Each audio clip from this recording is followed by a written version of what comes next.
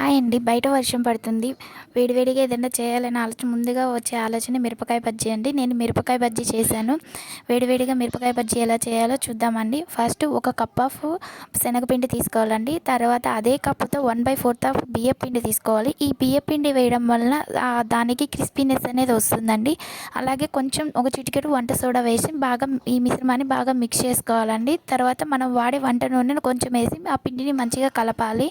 ఆ తర్వాత 1 table spoon of కారం తీసుకోవాలి. అంతే రుచికి సరిపడా సాల్ట్ వేసుకొని ఈ మిశ్రమాన్ని కొద్దిగా వాటర్ పోసుకుంటూ కలుపుకోవాలండి. ఒకేసారి వాటర్ పోయడం వలన అది లూజ్గా మనకి బజ్జీ అనేది మంచిగా రాదు. సో మనం కొంచెంగా వాటర్ పోసుకొని వీడియోలో చూపించిన విధంగా నీట్గా కలుపుకోవాలండి.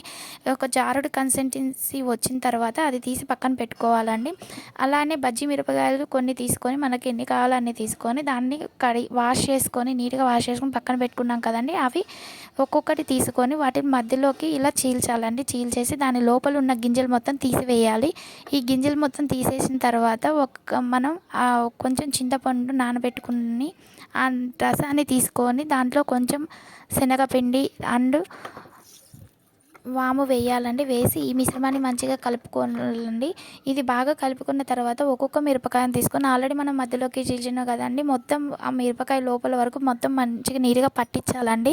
ప్రతి ఒక్క మిరపకాయ ఇలా పట్టించిన తర్వాత అవి పక్కన పెట్టుకోవాలండి. ముందుగా స్టవ్ మీద కళాయి పెట్టుకొని దాంట్లో నూనె వేసుకొని బాగా వేడి చేసుకోవాలండి. మరీ హై వేడి వద్దండి. ఎందుకంటే హైలో ఉంటే మరి మాడిపోతే లోపల ఉడకు పచ్చిగా అనిపిస్తాయండి. అంత బాగోవు. కాబట్టి కొంచెం మీడియంగా మనకి వేడి తగిలిన తర్వాత ఒక్కొక్క మిరపకాయని ఇలా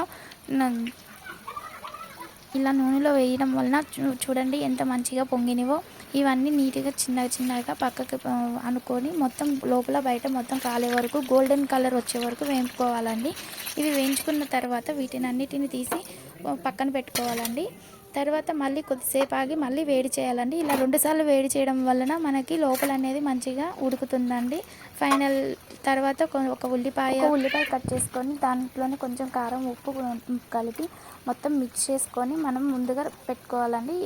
ఇవి మొత్తం మంచిగా ఉడికిన తర్వాత ఇవి తీసి పక్క పెట్టుకొని వీటి మిడిల్లోకి కట్ చేసి పెట్టుకున్న ఉల్లిపాయల మిశ్రమాన్ని ఈ బజ్జీలో పెట్టుకుంటే వేడి బజ్జీ మిరపకాయలు రెడీ అయిపోతాయండి. బయట చేసినంత టేస్ట్గా ఇవి ఉన్నాయండి.